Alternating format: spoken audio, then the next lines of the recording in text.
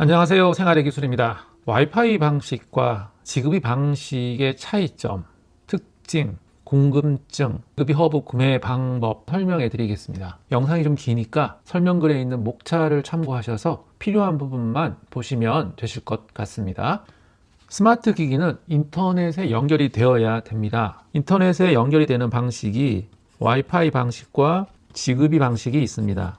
와이파이 방식은 집에 인터넷 공유기만 있으면 작동이 가능하기 때문에 와이파이 기기만 딱 구입하시면 바로 사용할 수 있다는 장점이 있죠. 현재 와이파이 방식은 대부분 2.4기가 와이파이를 사용합니다. 2.4기가 와이파이는 이게 혼선이 잦아서 요즘은 많이 쓰지 않죠. 이게 가장 큰 단점입니다. 저희 집 같은 경우는 IP 타임 공유기를 쓰고 있는데요. 이지 메시 기능이 있더라고요. 이지 메시라고 하는 거는 메인 공유기가 있고 에이전트 공유기가 있는데 여러 개를 연결해 놓으면 이제 무선으로 연결이 됩니다. 스마트 기기가 여기에 연결되었다가 여기 신호가 약해질 경우에 얘가 자동으로 여기에 연결되었다가 또 얘가 또 약해지면 여기에 연결되었다가 하는 방식으로 되는 거라 메시라고 하는 이 기능이 얘가 끊임없이 자기들의 와이파이망에 연결이 되어 있도록 조정을 해주더라고요. 혼선은 예방을 할 수 있다라고 생각을 합니다. 단지 이 이지 메시를 구축해야 되니까 인터넷 공유기가 여러 개 있어야 되겠죠. 요거와 관련된 영상이 있으니까 설명글에 링크 참고하셔서 쓰시면 되겠습니다. 와이파이는 수신거리가 지급이보다는 더 넓습니다. 100m라고 하는데 30m, 50m 정도라고 해보겠습니다. 한 집에서 공유기 하나만 설치해 놓으면 어지간하면 잘 됩니다. 야외에서 농장에서 쓰신다고 하면 지급이 방식보다는 와이파이 방식이 더 수신거리가 넓기 때문에 유리하겠죠. 그러나 지급이 방식은 수신거리는 짧지만 이것도 넓히는 방식이 있기는 합니다. 그건 좀 이따가 설명해 드리도록 하겠습니다. 지급이 방식은 지급이 허브, 게이트웨이라고 합니다. 게이트웨이. 이것이 있어야 작동이 가능합니다. 이 지급이 허브, 인터넷에 연결이 되고 스마트 디바이스는 여기에 이렇게 연결이 되는 방식입니다. 지급이 허브가 있어야만 지급이 기기를 사용할 수가 있습니다. 이 지급이 허브가 인터넷에 연결되는 방식이 두 가지가 있는데 얘가 랜선으로 연결되는 방식이 있고 저는 이거를 유선이라고 말을 합니다.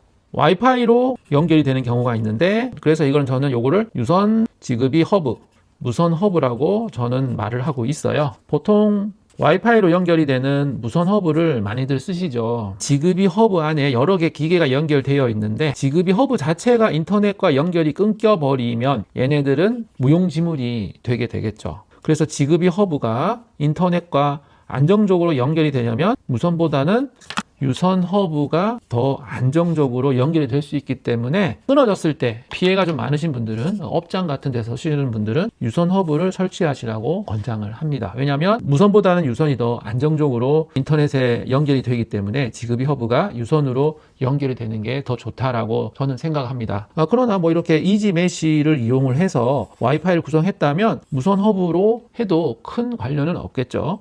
무선 허브는 아무 곳에나 설치할 수 있기 때문에 랜선이 없는 곳에서도 설치할 수 있기 때문에 설치에 장점이 분명히 있기 때문에 유선 허브와 무선 허브는 각각의 장단점이 있습니다. 그래서 상황에 맞게 유선 허브든 무선 허브든 여러 개를 쓰셔야 되겠네요. 지급이 허브는 수신거리가 짧습니다. 30m라고 표기가 되어 있지만 실내에서는 10m 정도 되는 것 같고 야외에서는 진짜 한 30m 정도 나오는 것 같더라고요. 지급이 허브는 이렇게 수신거리가 짧기 때문에 브릿지라고 하는 걸 팔아요. 브릿지. 거리를 연장을 시켜주기 위해서 브릿지가 중간에 이렇게 하게 되면 브릿지를 이렇게 연결하게 되면 브릿지가 신호를 이렇게 타서 길게 연결이 되는 거죠.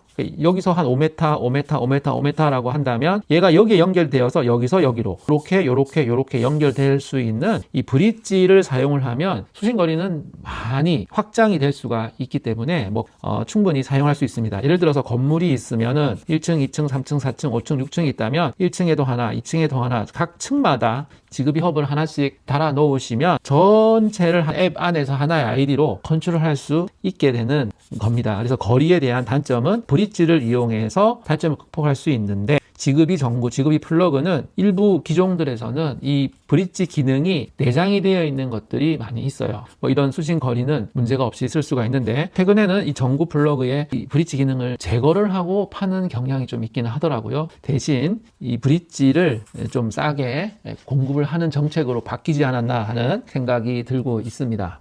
자, 그러므로 지급이 허브를 통해서 디바이스들이 연결이 되기 때문에 안정적인 제품을 사용하기를 권합니다. 저는 제미 스마트에 안테나가 나와 있는 제품을 추천드립니다. 저도 여러 개 써봤는데 이 제미 스마트에 나오는 지급이 허브가 가장 세더라고요. 집안에 하나만 딱 놓아도 30평 아파트는 어느 정도 커버를 하는 거를 제가 확인을 했기 때문에 추천을 드립니다. 허브의 성능과 스마트 기기의 통신 성능이 둘 다 좋아야 안정적으로 연결이 되겠죠. 얘가 세게 신호를 보내지만 얘가 약해서 못 받는 경우도 있잖아요. 다른 것보다도 신호를 잘 못 받아, 이렇게 제가 느껴지는 제품들이 있었거든요. 연결이 됐다 안 됐다고 한다면 이 제품 성능이 안 좋은 거니까 이거 말고 다른 제품을 구입하셔서 쓰시면 통신 거리에 대한 문제는 해결이 될 거라고 생각을 합니다. 자, 정리를 하겠습니다. 와이파이 방식은 2.4기가 와이파이에 연결이 되므로 혼선이 많은 단점이 있다. 장점은 신호 거리가 길다. 이거를 해결하려면 이지 메시를 이용을 하면 해결이 웬만하면 가능하다.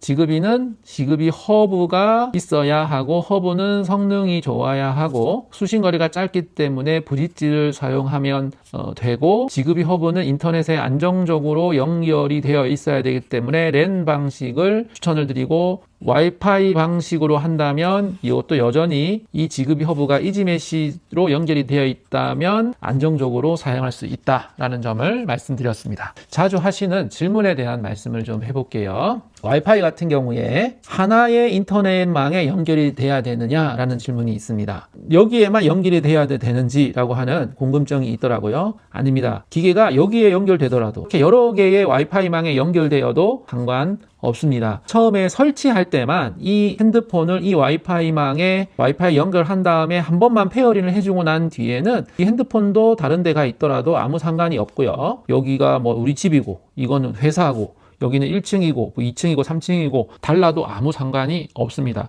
이 디바이스들이 와이파이에만 연결되어 있으면 된다는 거 참고해 주시면 됩니다. 자, 그리고 두 번째 질문. 지급이 허브는 한 개만 써야 되느냐? 아닙니다. 여러 개를 쓰셔도 됩니다. 이거는 1층에 있고, 이건 2층에 있고, 3층에 있고, 이거는 집에 있고, 뭐 아무 상관이 없습니다. 요렇게 디바이스들이, 지급이들이 연결이 되겠죠. 그러니까 이거 하나에 한 50개 정도 연결이 된다고 하는데요. 이게 4개가 있으면 200개도 연결될 수 있다는, 이론적으로 그렇게 될 수 있습니다. 지급이 허브는 여러 개 연결이 되어 있어도 상관이 없다. 자, 세 번째 질문은 이사를 갔을 때는 어떻게 해야 되느냐, 설치 장소가 바뀌면 어떻게 되느냐. 여기에 이제 이사를 온 곳에 와이파이 공유기의 아이디하고 비번을 이전에 쓰던 이 와이파이 아이디 비번으로 공유기의 아이디와 비번을 바꿔주시면 됩니다. 2.4기가 와이파이의 아이디와 비번을 바꿔주시면 그대로 쓰실 수가 있습니다. 기업체라든지 어떤 중요한 곳에서 쓰실 때에는, 또 많은 양의 디바이스를 쓰실 때에는 와이파이 공유기를 이 스마트 기기용으로 따로 하나 그냥 사서 써라. 얘를 인터넷에 이렇게 연결해 놓고 얘의 아이디 비번을 2.4기가로 설정해 놓고 그냥 얘 스마트 기기들 전용으로 공유기를 써라라고 저는 제안을 합니다. 공유기가 몇만 원 안 하니까, 그래야 나중에 이전을 하게 될 때에는 공유기를 들고 함께 가면 아무 세팅을 바꾸지 않고 계속해서 지속적으로 사용을 할 수 있기 때문에 이러한 방식을 저는 말씀을 드리고 있습니다. 4번. 지급이 허브 랜 방식의 허브는 그대로 가져가서 이사간 곳에서 랜턴에다가 꽂기만 하면 오케이. 와이파이 방식의 허브 같은 경우는 다른 와이파이로 대체하는 기능이 들어 있습니다. A라고 하는 와이파이망에 연결이 되어 있었어요. 이제 이사를 가면은 와이파이망이 B로 바뀔 거 아닙니까? 근데 여기서 이렇게 이전을 할 때에는 얘랑 같은 곳에 와이파이가 있어야 돼요. 같은 곳에 얘도 있고 얘도 있어야 돼요. 그래서 얘가 인터넷에 이렇게 연결되어 있는 상태에서 이렇게 설정할 수가 있거든요. 근데 뭐 이사를 가버리면은 이것도 좀 애매한 상황이 됩니다. 그래서 이것도 마찬가지로 이거와 같은 맥락으로 와이파이 공유기를, 이거 전용의 와이파이 공유기를 그냥 같이 함께 들고 가시는 게 속 편하다라는 말씀을 드리고 싶습니다. 이거 외에 더 궁금한 점이 있으시다면 댓글로 남겨주시면 답을 드리도록 하겠습니다. 스마트 홈으로 더 편한 생활 되시기를 바랍니다. 감사합니다.